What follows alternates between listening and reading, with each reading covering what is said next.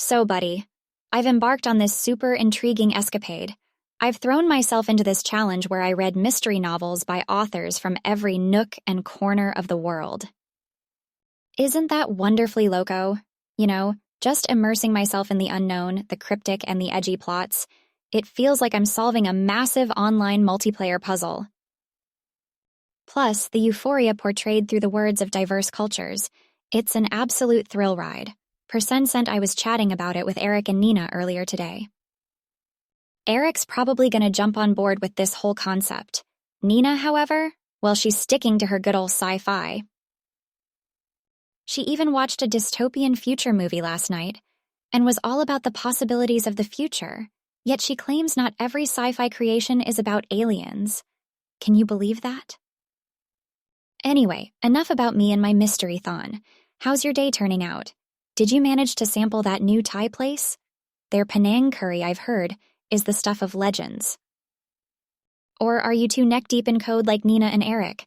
I swear they are like these coding samurais, squashing bugs like they're on a mission.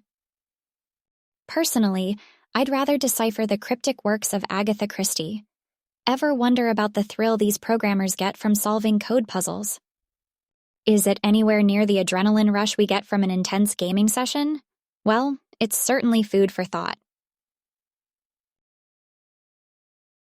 Yo, today has been like a roller coaster ride in the form of pixel grids. I know you're wondering what I'm blabbering about, so let me enlighten you.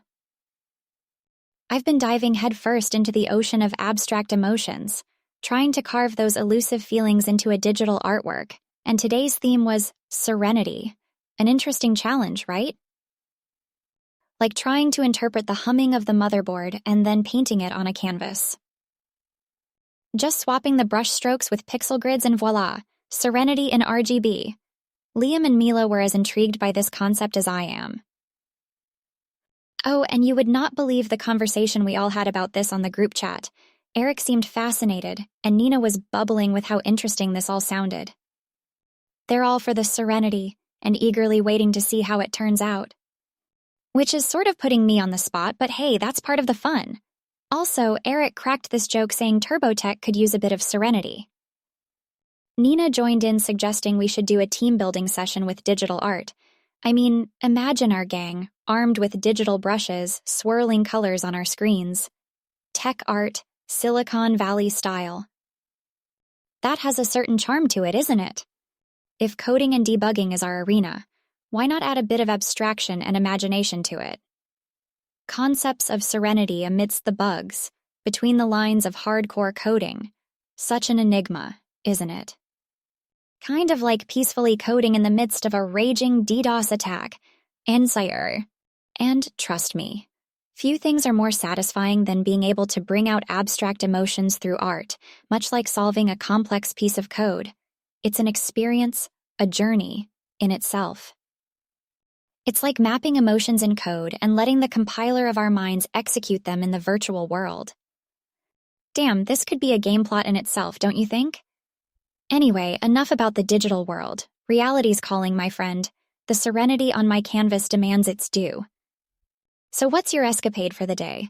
Any new gastronomic adventures? Or perhaps some exotic location your drone captured? Do share. Yo, buddy. Today I embarked on a fresh adventure, and no, it's not submerging myself in a new mystery novel or a binge-watch-a-thon of the latest sci-fi show. This time it's way more riveting than that. I started a project, wait for it, to develop a VR game based on a dystopian future scenario. If you remember, it's kinda like those talks Nina and I usually have about sci-fi creations. I can almost hear you exclaiming, "Why the sudden shift from digital painting to gaming, Amy?" Well, the answer is simple. I'm a tech addict and I love a good challenge. And this, my friend, is like hitting a sweet spot of complexity and adventure.